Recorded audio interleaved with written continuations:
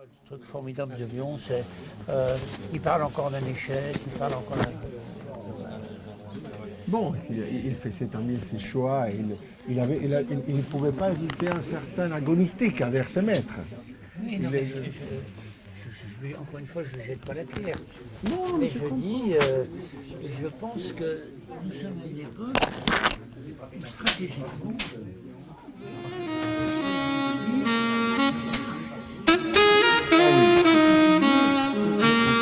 et je crains beaucoup tous les...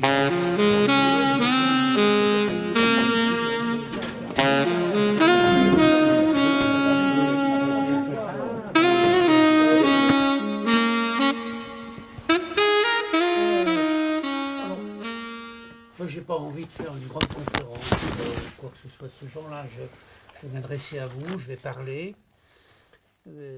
un peu en improvisant, comme je fais souvent, mais avec l'espoir que ça puisse susciter chez vous des interactions, des discussions, des relents, des rebonds. J'imagine que certains d'entre vous connaissent quand même un peu l'œuvre de Green, autrement vous ne seriez pas là. Et peut-être que ma lecture de Green va vous choquer ou va vous interroger. Donc n'hésitez pas à ce moment-là à ce qu'on ouvre un dialogue. Hein. Ça me paraît extrêmement important. Bon.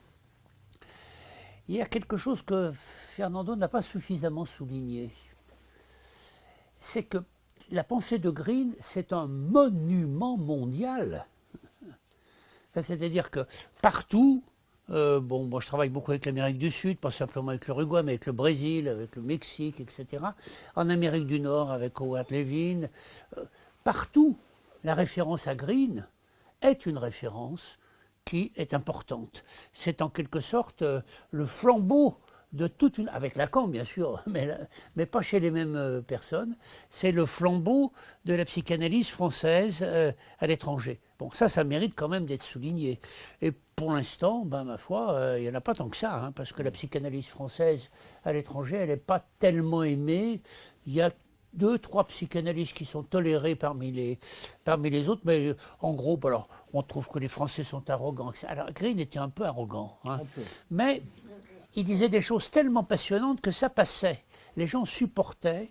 Il avait sûrement un très mauvais caractère, mais là encore une fois, ça passait précisément parce qu'il y avait du contenu, de la consistance dans ce qu'il disait et une organisation de pensée dont on peut dire qu'elle était quand même tout à fait exceptionnelle. Donc ça me paraît extrêmement important.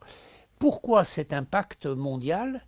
Parce que je pense personnellement que Green a libéré la pensée, le droit de penser, à une époque où, en tout cas en France, c'était absolument manifeste.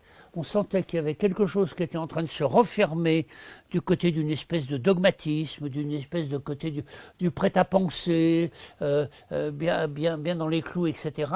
Il a filé quand même souvent un grand coup de pied dans la fourmilière. Et ça, c'est quand même très important. On a un exemple tout à fait frappant de cette liberté de pensée, c'est quand il a eu la présidence de la SPP, en 1989, si ma mémoire est bonne, son mouvement fondamental a été de créer un colloque ouvert, ouvert non pas entre psychanalystes, mais ouvert à tous ceux qui voulaient s'y inscrire. Ça a eu lieu à l'UNESCO, ça a été un raz-de-marée, il y avait 1300 personnes, quand on pense au nombre actuellement, quand on est 250 dans les nouveaux congrès du président, on est tout content, mais 1300 personnes, enfin c'était plein. Et avec des sommités de la pensée intellectuelle parisienne qui étaient là, qui se sont déplacées, qui étaient là. Bon, bref, moi j'y étais, je suis intervenu à ce moment-là. Et il y avait un souffle. Et quand on dit la pensée psychanalytique, elle est moribonde, etc., ben, je peux vous dire qu'à l'époque, ça n'avait pas du tout l'air moribond. Et moi, je ne suis pas sûr du tout que la pensée psychanalytique soit moribonde. Je pense que par contre, il y a peut-être quelque chose à faire, à bouger quelque chose dans les sociétés pour qu'il y ait un renouveau. Parce que je trouve que c'est là qu'il y a quelque chose qui est un peu en menace de s'éteindre. Hein. Un peu trop de dogmatisme, un peu trop de... Il faut être comme ci et comme ça, et un peu de formatage. Alors que je pense que Green, il n'était pas formaté. Et il était déformateur, si je puis dire. Mais c'était une formation à la déformation. D'accord, ok, bon. Ça me paraît quelque chose de tout à fait important. Alors, mon implication dans le lien avec lui, moi, je dois dire que j'ai eu 2, 3 compagnons de pensée depuis que j'ai été psychanalyste en 77, 78. 2, 3 compagnons de pensée avec un compagnon majeur au niveau de la pensée métapsychologique, c'était Green. Mon compagnon de pensée intériorisé, qui était mon analyse, c'était Anzieux. J'avais pas mal choisi. Et puis le troisième, ça a été mon superviseur, qui était Jean-Luc Donnet. Donc vous voyez, avec ce trio-là, j'étais pas mal entouré, mais je les avais choisis. Ça, c'était mon mérite à moi personnellement. Et je me souviens très bien quand même de l'excitation quand on voyait apparaître un nouveau livre de Green. C'était la promesse que quelque chose, qu'on allait enfin apprendre quelque chose. Ce n'était pas tout le temps le cas quand on lisait les autres livres. Mais quand il y avait un nouveau livre de Green qui sortait, on savait que ça allait bouger quelque chose, ça allait apporter quelque chose. Je crois qu'il faut que ça, j'ai envie de le dire et j'ai envie de vous le transmettre. Parce que ça a été quand même, pour une jeune génération, comme j'étais jeune à l'époque, c'était quand même tout à fait important. Et je pense que s'il y avait encore à cette époque-là tout un dynamisme de la psychanalyse, c'est parce qu'il y avait précisément le nouveau livre de Green, le nouvel article de Green, c'est-à-dire quelque chose qui venait vous chercher là où vous n'étiez pas, pour vous emmener ailleurs que là où vous pensiez que vous alliez vous perdre. Je fais un peu de poésie de temps en temps comme ça, bon, vous me permettez. Bon. Donc ça, c'est quand même tout à fait important. Donc c'était une source de stimulation considérable. Et alors, ça ne veut pas dire pour autant qu'on se mettait tout de suite au garde à vous face à ce qu'il avait dit. Et ça discutait. Mais ça discutait sur un fond qui était nouveau, qui était consistant et qui était productif. Et ça me paraît extrêmement important. Alors, bon, il faut quand même bien le dire aussi, tu l'as évoqué très, très gentiment comme ça. Moi, je vais l'évoquer un peu moins gentiment. Il a été extrêmement critiqué. Il a été non seulement critiqué, mais attaqué. Et il a des ennemis qui sont féroces. Enfin, plus maintenant, parce que il considère qu'il est mort, donc c'est plus la peine. Mais à l'époque, il y avait des ennemis extrêmement féroces. J'ai pensé à une histoire, je vous raconte une histoire, allez. Ça se passe en Afrique, c'est une tribu de singes. Et ces singes-là, avec la déforestation, sont poussés, quittent leur forêt, etc. Et sont de plus en plus proches de l'océan. Ce sont des consommateurs de patates, de pommes de terre. Un jour, en se baladant sur la plage, un jeune singe laisse tomber sa pomme de terre par inadvertance, celle-ci roule dans l'eau, elle est lavée et elle est salée. Il la goûte. Il trouve que ça c'est extraordinaire. Alors il se tourne vers les anciens et il essaye de leur vendre cette nouvelle pomme de terre lavée et salée. C'est quand même bien meilleur que quand il y a de la terre et quand ça n'a pas beaucoup de goût. Jamais il n'a pu arriver à convaincre la génération d'avant de goûter la pomme de terre. Par contre, toute la génération d'après s'est ruée sur cette nouvelle invention.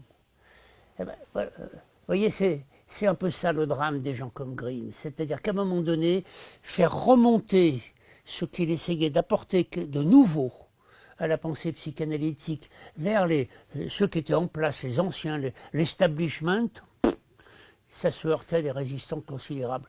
Mais par contre, pour toute une jeune génération, Green est resté quelque chose qui était véritablement référentiel. Donc ça me paraît aussi intéressant à retenir.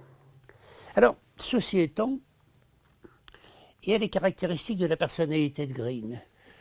Je l'ai vu être extrêmement violent à l'égard de ses admirateurs, qui étaient tout le temps au premier rang, tout le temps à l'admirer comme ça, à lui porter la porte. il ne supportait absolument pas. Et ça, je l'ai vu, et moi j'ai vite compris que si je voulais me sauvegarder, il fallait que je me tienne à distance respectable. Et il fallait que, de temps en temps, je le rentre un peu dedans, pas n'importe comment, mais de manière consistante. Et qu'on a donc eu des dialogues comme ça qui ont été tout à fait fructueux. Ça, c'est aussi quelque chose qui est tout à fait important. Hein. C'est-à-dire que c'était aussi un homme qu'il fallait gérer au niveau de la relation. C'était pas un grand sourire accueillant, etc. Il avait des coups de gueule, et, bon, avec les femmes en particulier, mais avec les hommes aussi. Hein. Il avait des coups de gueule à l'égard de tous ceux qui étaient dans une position soumise à son égard. Pas de soumission. Et je dois dire, je le comprends.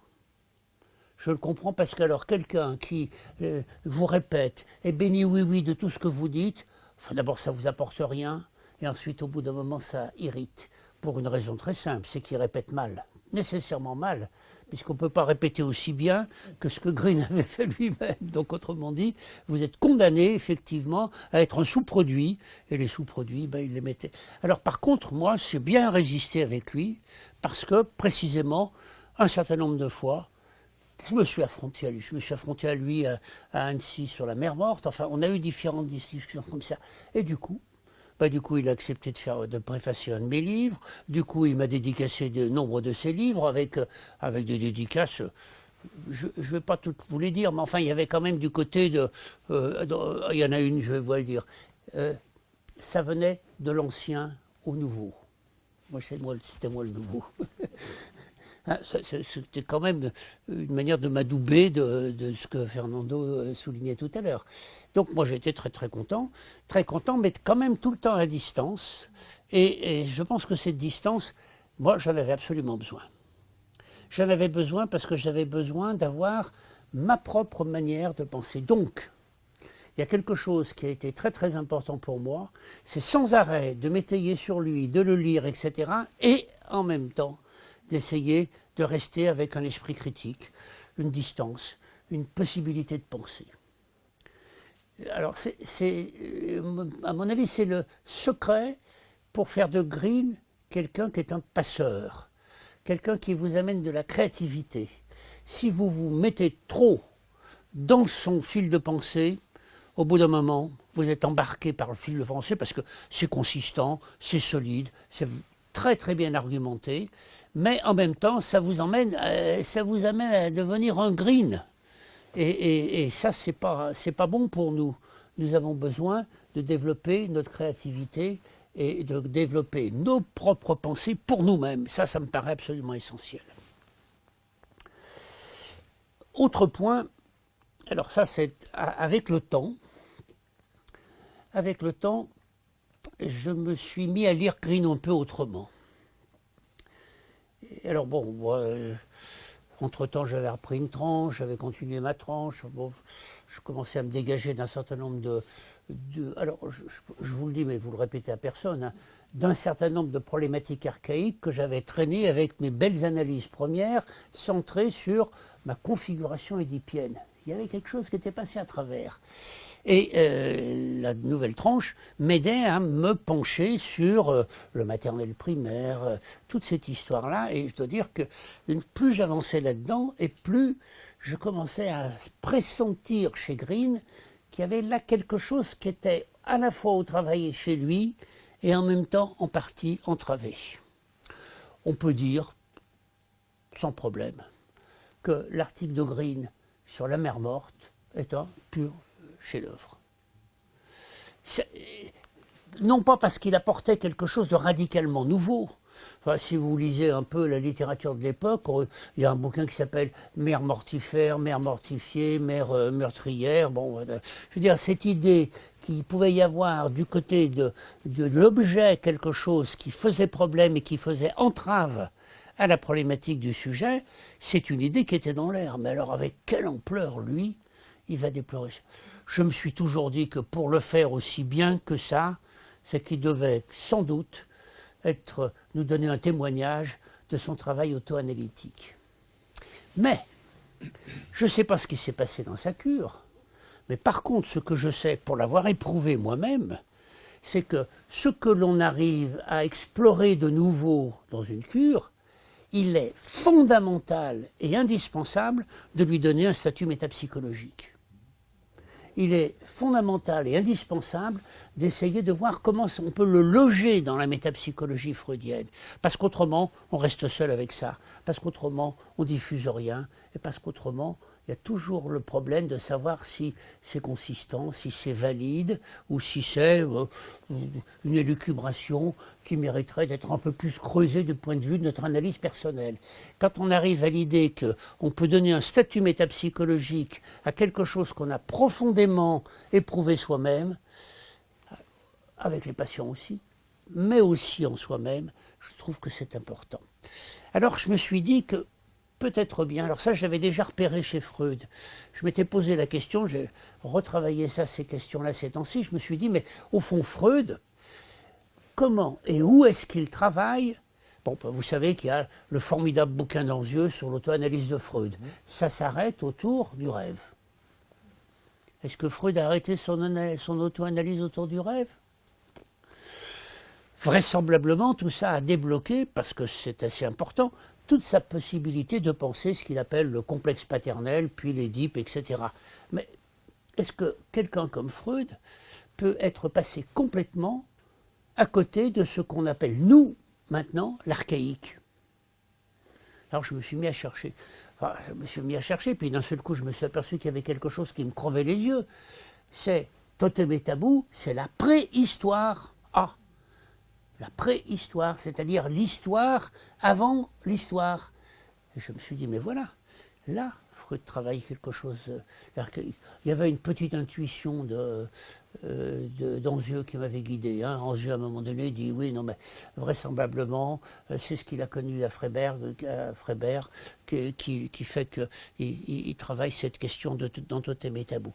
Simplement, moi, j'ai poursuivi ce fil chez Freud et j'ai repéré toute une série d'approche de Freud de la problématique archaïque, de la problématique précoce, de cette problématique qui est en nous, qui nous habite, qui nous détermine en partie, et qui en même temps est sans représentation, ou sans représentation, sans souvenir en tout cas, sans représentation facilement mesurable.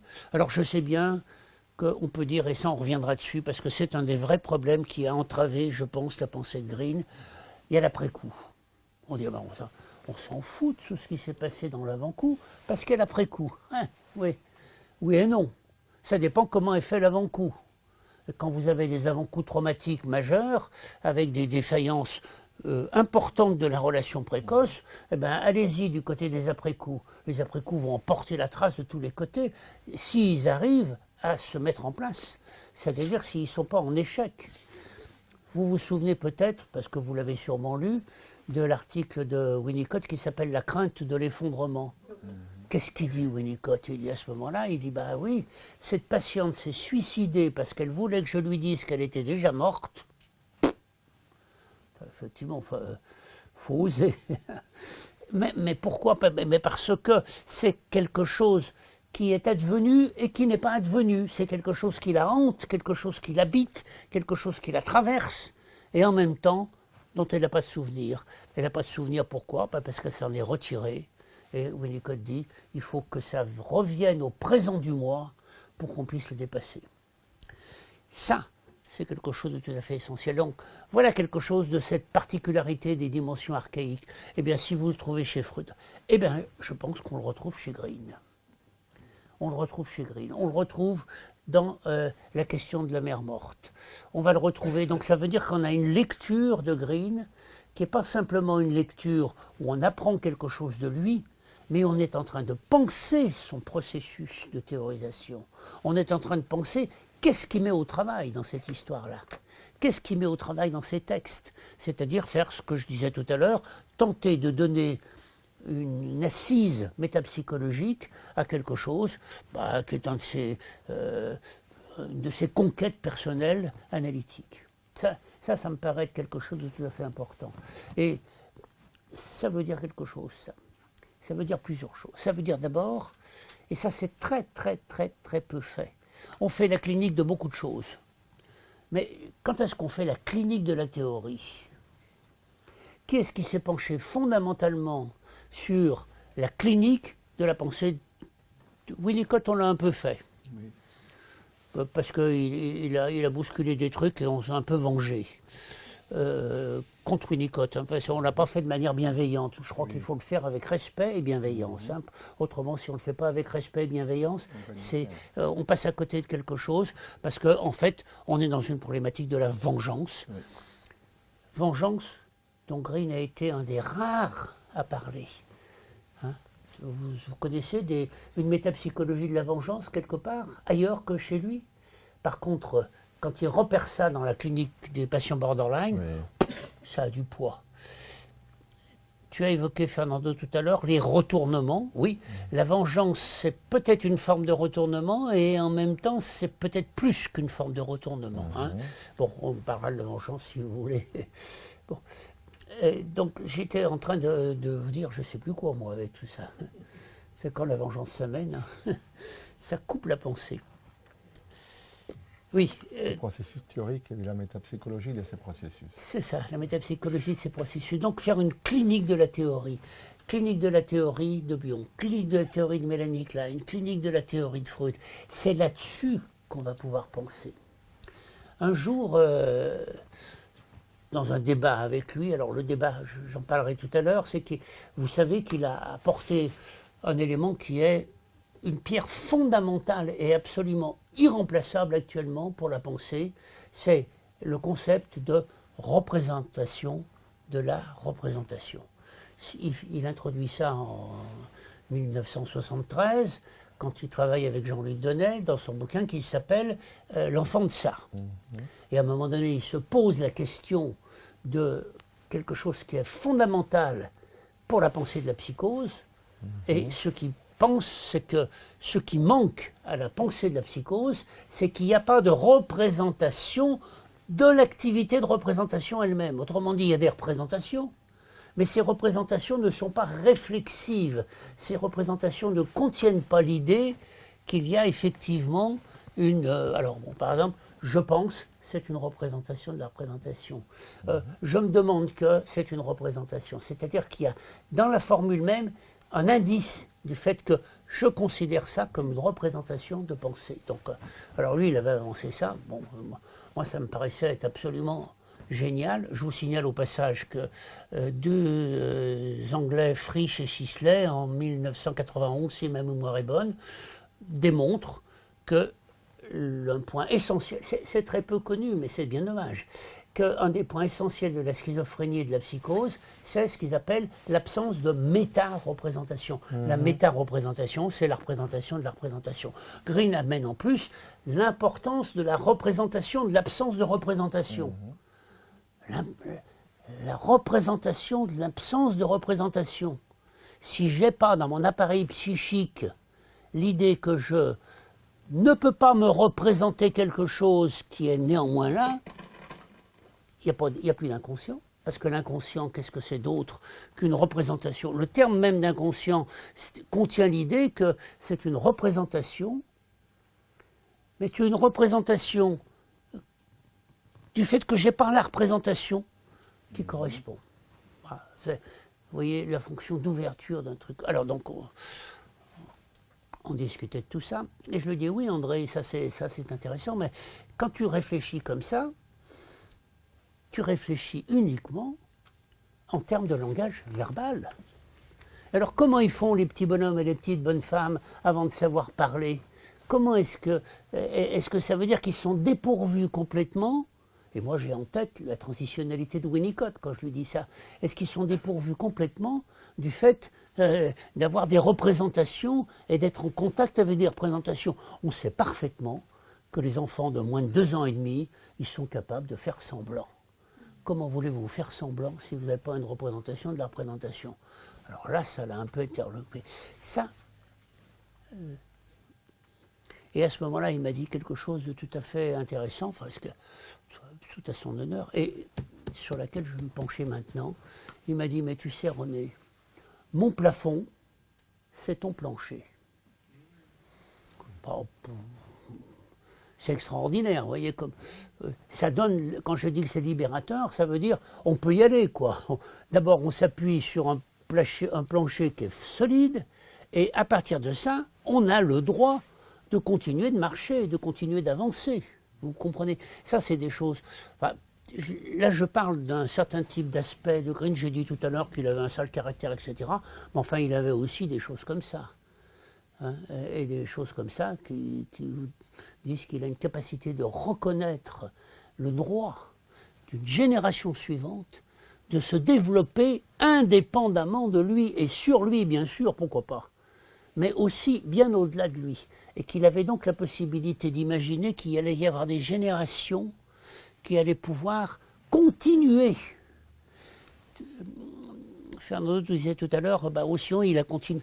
Oui, mais j'ai pu continuer que parce que j'ai eu, je l'aurais peut-être fait autrement, ça j'en sais rien, mais ce genre d'autorisation en quelque sorte. Alors moi, ce que je lui ai dit, mais moi ce qui m'intéresse, c'est d'essayer d'arriver à penser comment les petits bonhommes et les petites bonnes femmes de moins de 2 ans et demi se représentent qu'ils se représentent. Alors je vous en parlerai un peu tout à l'heure, parce que ça a été au point de départ de toute la problématique du médium malléable, ça a été de la problématique, le point de départ de toute une problématique des fonctions symbolisantes de l'objet, qui sont peu présentes. Tu es d'accord avec moi? Non. Tu n'es pas d'accord avec moi? Non, je suis d'accord que c'est moins pressant que j'ai ton travail, mais qu'il a beaucoup travaillé cette ligne et qu'il a une tension très intéressante. Je peux te donner des arguments, des citations. Mais je pense que c'est intéressant. Ne gêne pas. Non, tu veux, je le lance, je t'attends. Oui, mais parce que, je vais préciser quelque chose, de la fonction symbolisante de l'objet, non pas dans le langage verbal, mais dans le mode de présence, dans la disponibilité, dans la sensibilité, dans la constance, dans toute une série de caractéristiques qui se manifestent, non pas dans l'absence, et là on reviendra là-dessus, parce que c'est tout l'enjeu de la théorie de la symbolisation, qui est celle de l'époque, mais qu'il a beaucoup développée, mais dans le mode de présence. Alors, je prends encore une dizaine de minutes là-dessus, oui, ça vous va? Plaît. Bon. Nous sommes d'accord. Oui. Alors, signe de ce que je dis.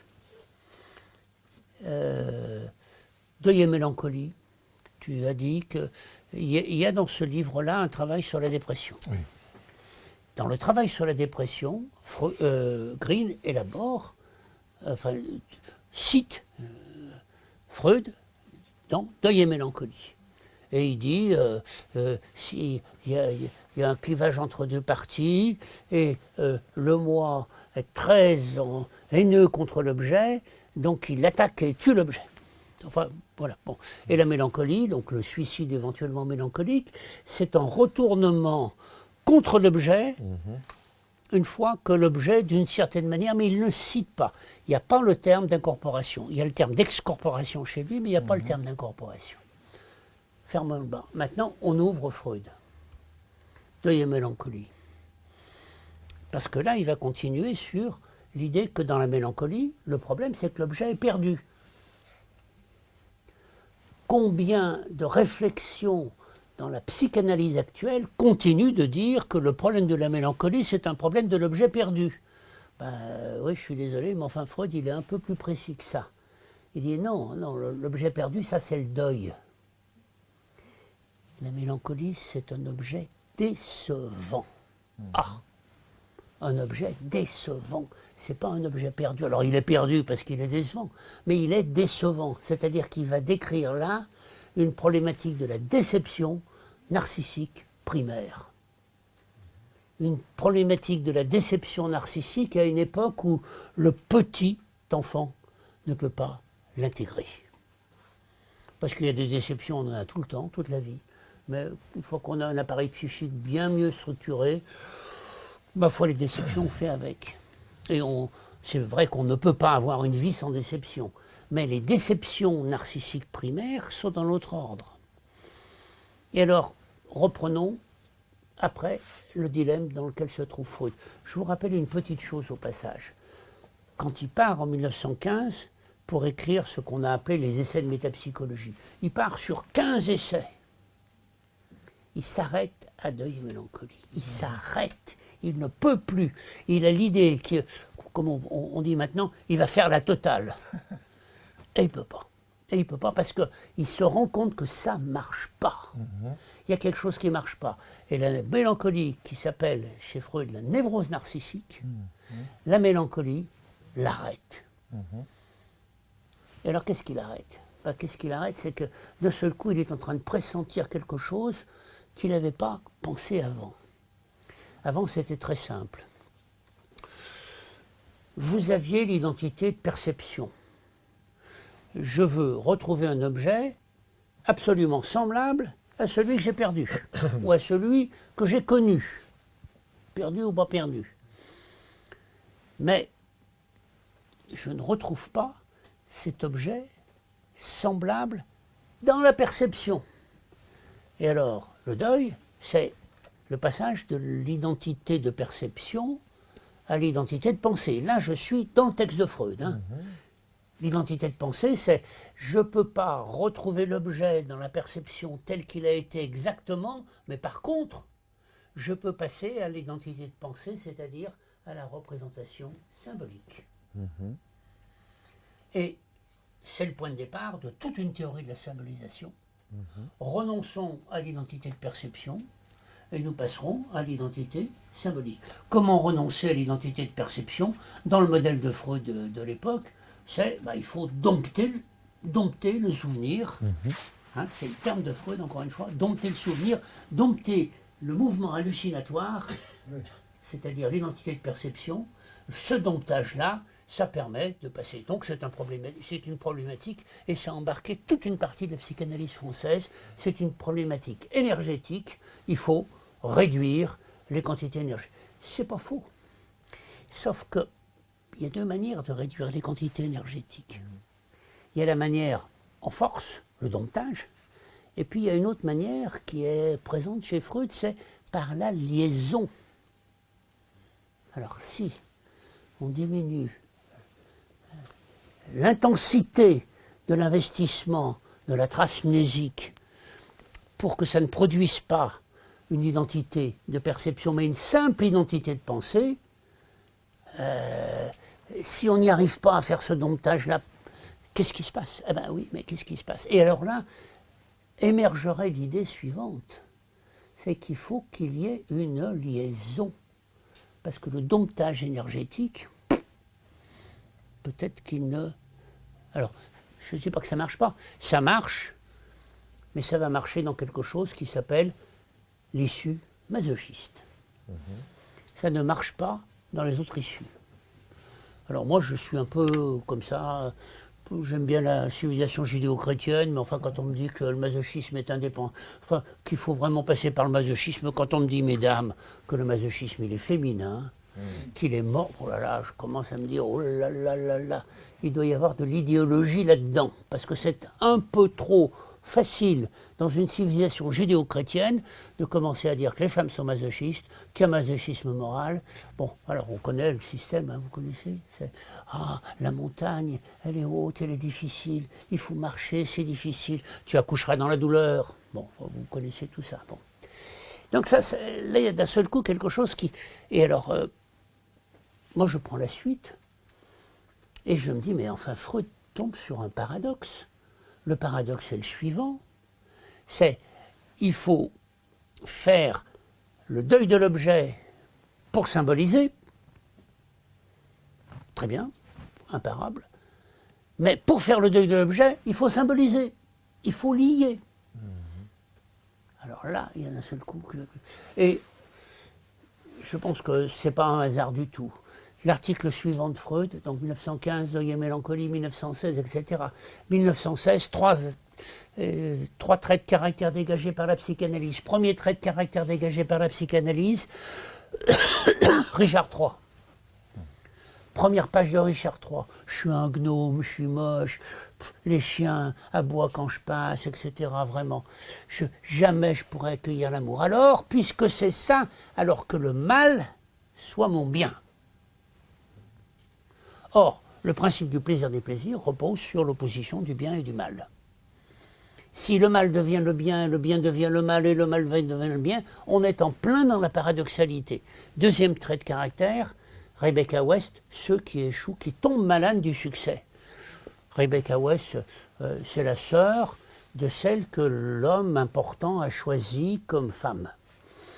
Elle est gouvernante chez cet homme. La sœur meurt. Le type la regarde, il me ressent beaucoup, la sœur. Et donc, alors elle est secrètement amoureuse depuis le début. Sûrement, il y a une rivalité importante avec sa sœur, on ne sait pas tous les détails. Mais enfin, bref, il l'a choisie. Et à ce moment-là, elle s'effondre. Elle tombe malade au moment de la réussite. C'est contraire au principe du plaisir des plaisirs. Ça ne marche pas. Normalement, au niveau du principe du plaisir des plaisirs, on évite le déplaisir et on choisit le plaisir. Là, ce n'est pas le cas. Troisième trait de caractère dégagé par la psychanalyse, criminel par sentiment de culpabilité. Criminel par sentiment de culpabilité. Attendez. Et là, Freud dit, non mais normalement, on peut penser que le criminel éventuellement se sent coupable parce qu'il a fait un crime. Et c'est pas ça, dit Freud. C'est parce qu'il se sent coupable qu'il fait un crime. Ça vous bouleverse complètement. C'est la suite de Totem et Tabou. Vous savez, Totem et Tabou, ça finit par au commencement était l'acte. Eh bien non, au commencement n'est pas l'acte. L'acte résulte de quelque chose qui s'est passé avant. C'est la suite. Vous voyez, quand on suit le processus de Freud comme ça, on en est à 4. Deuil, que le mal soit mon bien, échec devant le succès, criminel par sentiment de culpabilité, 1919, on bat un enfant, et le masochisme qui arrive. Alors le masochisme, c'est pareil. Normalement, on ne doit pas désirer quelque chose qui fait souffrir. Eh bien, c'est le cas du masochisme.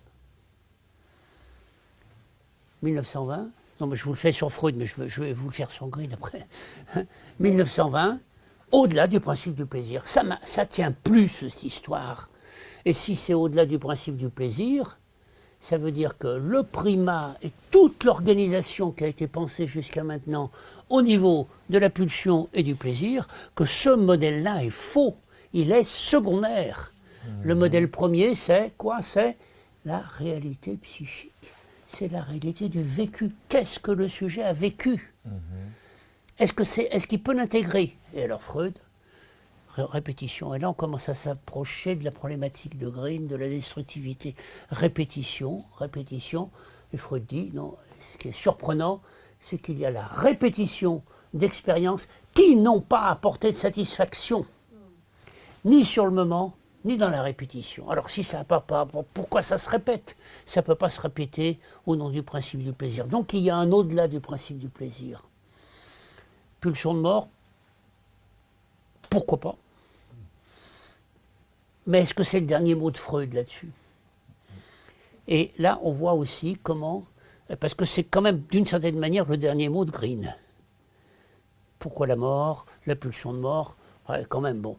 Y compris dans ce livre-là, ça tient quand même beaucoup de place, la pulsion de mort.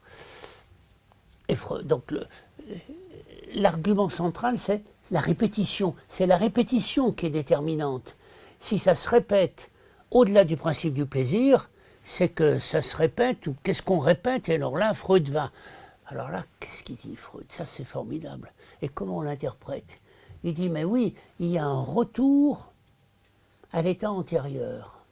Bon, retour à l'état antérieur, on pourrait dire, ben, un retour à quoi? À une expérience? Non, non, non, c'est un retour à l'état antérieur à la vie.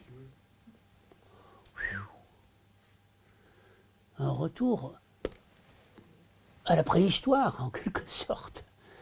La préhistoire, oh ben attendez, la préhistoire, c'est Totem et Tabou.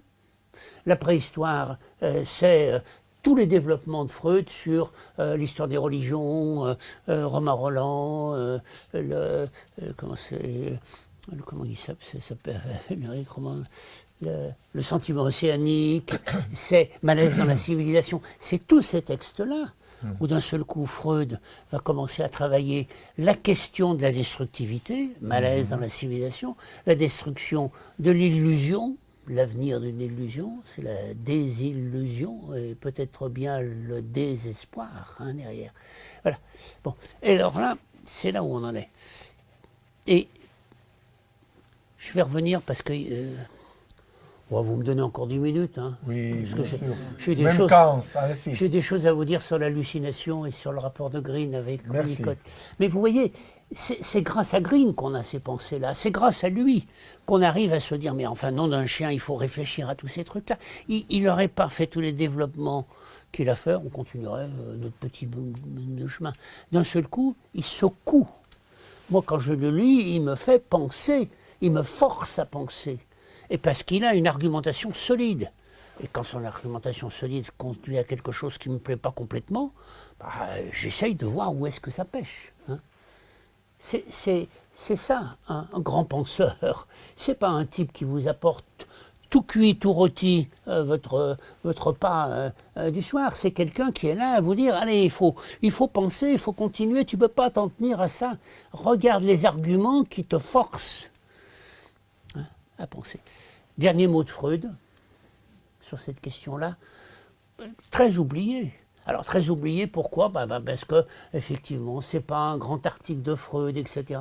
C'est Freud, aux portes de sa propre mort, qui se trouve à Londres et qui griffonne des petites notes comme ça, à toute allure. C'est dans le volume 2 de Résultats, idées, problèmes, et ça s'appelle Notes de l'exil, je ne sais plus comment. Et vous avez différentes notes de l'exil, mais il y en a une qui est formidable, c'est que Freud dit, premièrement, il semble que ce qui se répète le plus sont les expériences les plus précoces. Alors, expériences les plus précoces, il veut dire quoi? Il veut dire 5 ans? Il veut dire 6 ans? Non. Ça, on le sait parce que dans Construction et Analyse, il nous a dit ce que c'était que les expériences les plus précoces. C'est les expériences qui précèdent l'apparition du langage verbal. Ah! Moins de 2 ans. Moins de 2 ans et demi. Entre parenthèses, explication. Quand même, c'est laconique, mais ça parle. 2 points, faiblesse de la synthèse. C'est-à-dire que là, il nous propose, à propos de la répétition, quelque chose qui est complètement différent. C'est plus, on va retrouver un état d'avant la mort, un état d'avant la vie, un état comme ça. Non. C'est qu'il y a quelque chose dans notre histoire, puisqu'il y a faiblesse de la synthèse, qu'on n'est pas arrivé à intégrer. Et ça se répète inlassablement jusqu'à que ça soit positif ou négatif. Si c'est positif, il n'y a pas de problème. Le principe du plaisir des plaisirs s'en empare et ça avance. Si c'est négatif, eh ben néanmoins, on doit répéter jusqu'à ce qu'on arrive à l'intégrer. C'est-à-dire jusqu'à ce qu'il y ait, alors là on va retrouver le masochisme, une coexcitation libidinale, une coexcitation sexuelle, ou bien un autre système de liaison, précisément par la symbolisation de l'expérience. D'accord? Tout à fait. Alors, plafond de Green, théorie de la symbolisation, on symbolise l'objet absent. Position de Green, plafond de Green, l'hallucination négative. C'est très très logique, c'est que pour qu'il y ait une hallucination positive, il faut que je commence par effacer la perception. Parce que si je n'efface pas la perception, ça va se brouiller. Donc il faut qu'il y ait une hallucination négative. C'est une hallucination négative, structure encadrante. On a une logique imparable. Ouais. Le problème, c'est que ce n'est pas la position de Freud non plus. C'est la position de Freud jusqu'à construction en analyse, où d'un seul coup, Freud dit, non mais attendez, alors il est là, il vient de se dire, oui, non mais attendez, on aime bien en psychanalyse que les souvenirs reviennent, mais de temps en temps, il n'y a pas de souvenirs, mais on a quelque chose qui les remplace. C'est des choses anecdotiques, mais avec un effet excessivement clair. C'est-à-dire que Freud est en train de penser qu'il y a des souvenirs qui sont empreints d'un élément hallucinatoire. c'est pas complètement nouveau, parce que si vous avez une bonne conscience et bonne connaissance de ce qui s'est passé au XIXe siècle, au XIXe siècle, vous avez un monsieur qui s'appelle Moreau de Tours, et qui développe des pensées complètement comme ça. Et Freud a lu Moreau de Tours. Il ne faut pas oublier quand même qu'il a plongé le début de sa vie dans la préhistoire de la psychanalyse, c'est-à-dire l'histoire d'hypnose. Et Moreau de Tours, ben, ça fait partie. Si vous lisez l'interprétation des rêves, vous allez voir qu'il cite Moreau de Tours dedans. Et donc, mais en tout cas, ça lui revient. Et ça lui revient avec un truc à la Bourrelle, vous savez, nom de Dieu, mais c'est bien sûr, c'est-à-dire les 5 dernières minutes, d'un seul coup, ça lui revient. Mais oui. Et qu'est-ce que ça veut dire? Ça veut dire que je peux halluciner et percevoir en même temps. Je n'ai pas besoin d'hallucination négative. L'hallucination négative, ça existe, mais il faut aller la chercher ailleurs. Je peux halluciner et percevoir en même temps. Et alors, il dit, ben, il faut fonder, mais ça aussi on l'a un peu oublié, fonder le travail avec les patients psychotiques. Et ça, je ne l'ai pas vu chez André, mais tu me diras peut-être que je me trompe. Je n'ai pas tout lu non plus. Parce que le noyau de vérité historique d'Ygritte se déguise dans la perception du présent. Ça se déguise. Ça veut dire que vous hallucinez dans le présent et que ça va infléchir votre rencontre avec ce présent-là compte tenu d'une expérience passée. Ben, ça veut aussi dire quelque chose d'un peu terrible. Hein. Ça veut aussi dire quelque chose d'un peu terrible, que heureusement les neurosciences confirment, c'est qu'on n'arrête pas d'halluciner. Mais quand on hallucine quelque chose qui est du même bois que le présent, on ne délire pas. Parce que c'est du même bois. Mais par contre, quand vous hallucinez dans le présent une expérience catastrophique du passé, je le vois avec un de mes... C'est vrai qu'on n'a pas une période particulièrement youpilala, Walt Disney, tout le monde il est beau, tout le monde il est gentil, il y a le climat, il y a la guerre en Ukraine, enfin il y a plein de choses qui nous sont là. Mais enfin, moi parmi mes patients, il y en a les 3/4, ils ne parlent jamais de ça. Ils sont dans leurs problématiques, ma femme, mon amant, ma maîtresse, bon, et puis j'ai un patient, alors c'est tout le temps là, présent. Alors il m'engueule en me disant ouais, mais ça, on va encore pas parler de politique parce que bon, moi j'essaye de mettre un petit peu de jeu là-dedans. Hein, alors il m'explique, il me dit regardez un peu le monde. Donc il a une histoire complexe à intégrer, on est bien d'accord, mais quand ça revient comme ça revient en masse, ça vient. Bon, alors on y revient. Donc plafond d'Anne-Green, hallucination négative, et c'est très logique à partir du moment où notre représentation du processus hallucinatoire, c'est la réalisation hallucinatoire du désir. C'est ça le postulat. Mais ce postulat-là, il est foutu en l'air par au-delà du principe du plaisir. Si c'est au-delà du principe du plaisir, ça veut dire que la réalisation hallucinatoire du désir n'est pas le principe fondamental. Ça veut dire que le principe fondamental, c'est le retour des expériences qui n'ont pas été intégrées. C'est-à-dire la réalité psychique, y compris des situations traumatiques. Vous me suivez toujours là, ça va, c'est bon? Oui, bon. C'est traumatique, mais ça va. Bon. Alors, un hommage extraordinaire à André Green.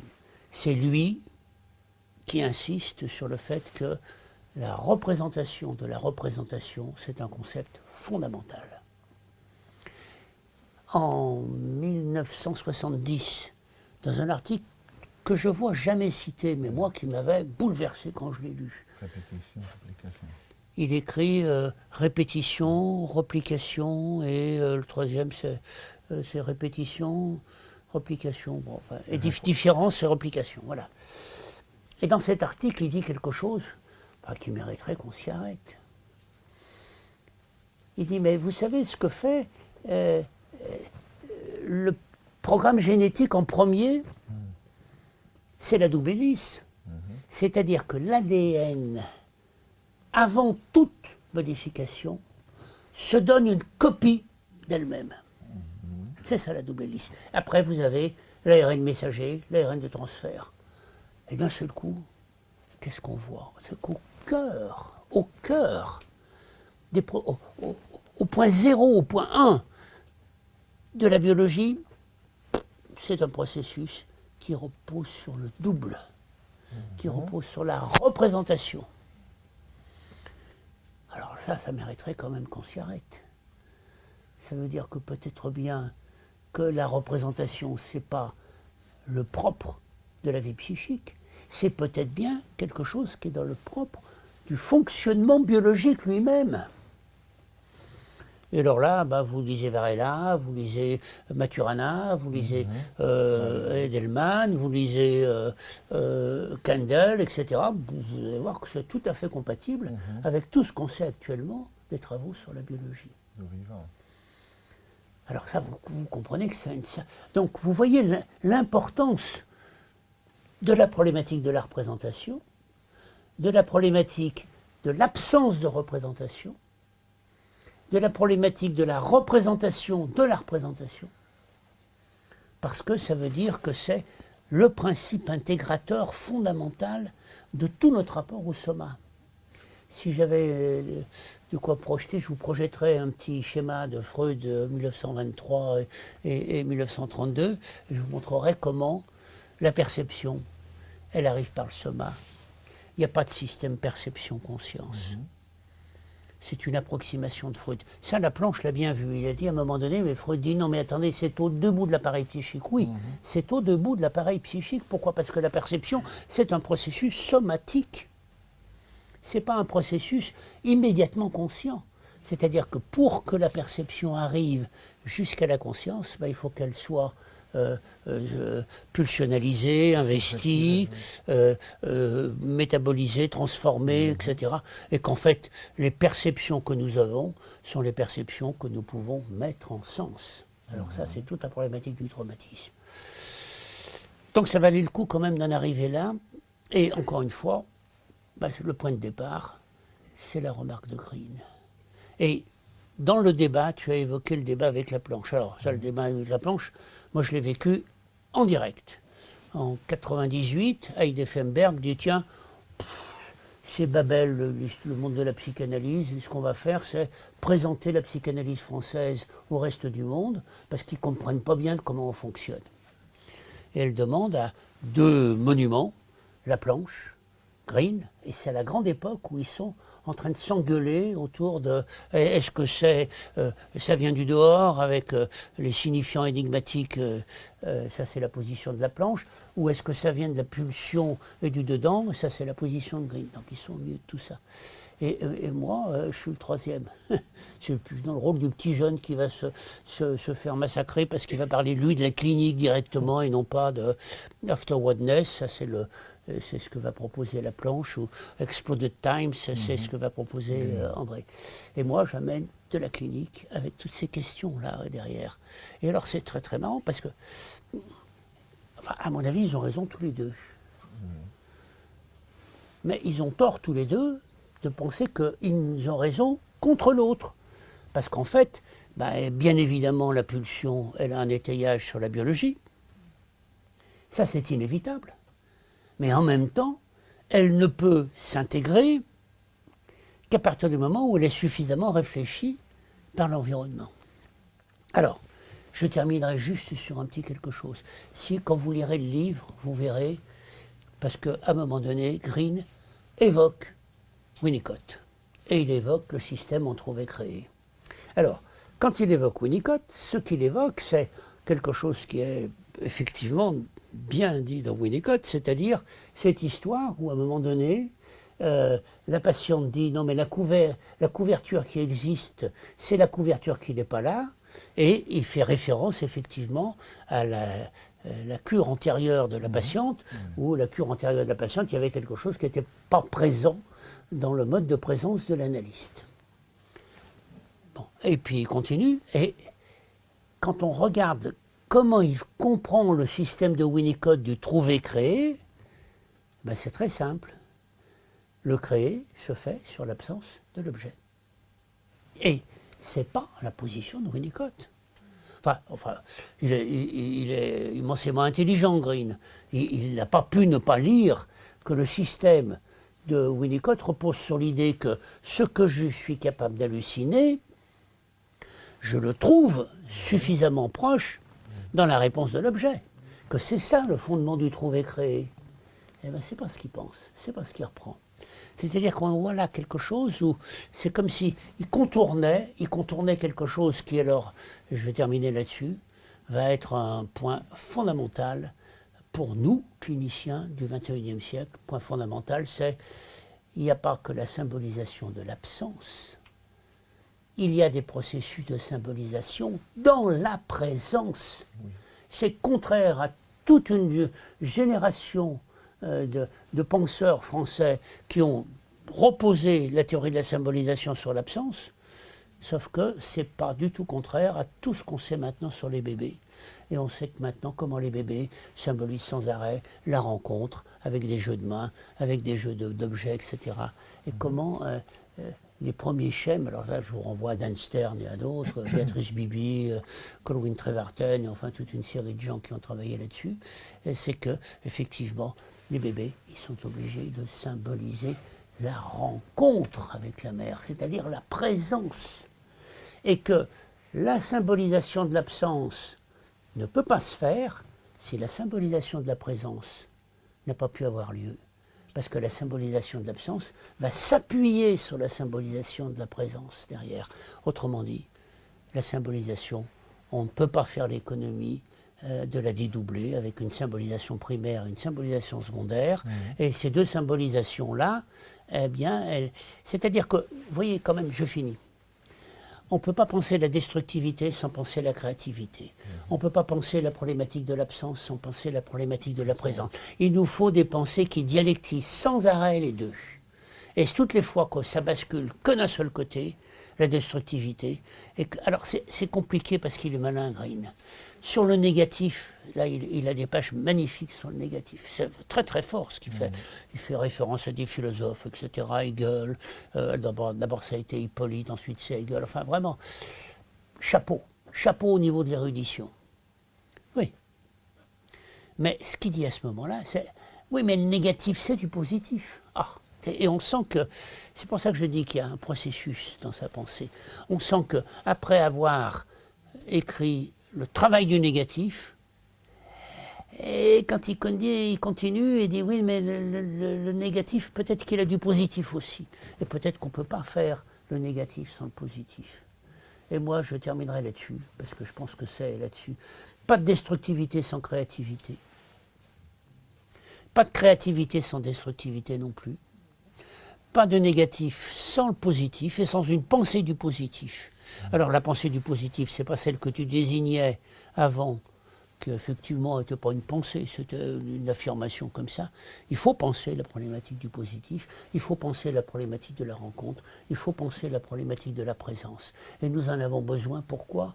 Parce que toute une partie de nos patients, de ceux que nous allons rencontrer, ben nous allons beaucoup et de plus en plus les rencontrer en face à face.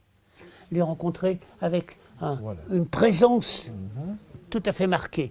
Et que si on n'a qu'une symbolisation fondée sur l'absence, comment on va faire? On va faire comme si on n'était pas là? Ou est-ce qu'on va utiliser la présence, je terminerai là-dessus, utiliser la présence comme une présence qui est porteuse de quelque chose du travail analytique? Ça veut dire notre corps. Mes chers collègues cliniciens, faites du psychodrame, faites du théâtre, faites quelque chose, faites de la danse, faites quelque chose qui vous incarne. Et vous allez voir comme... moi je suis sidéré de la différence entre les psychanalystes d'enfants et les psychanalystes d'adultes qui n'ont travaillé qu'avec les adultes. Les psychanalystes d'enfants, ils ont toute une série d'adaptations, mais qui vient du fait que leur pratique... Enfin, travailler avec les enfants, si votre corps est absent, vous allez être mal. Ou c'est les enfants qui vont être très mal si vous absentez votre corps. Allez, je vous remercie d'une audition aussi extraordinaire que la vôtre.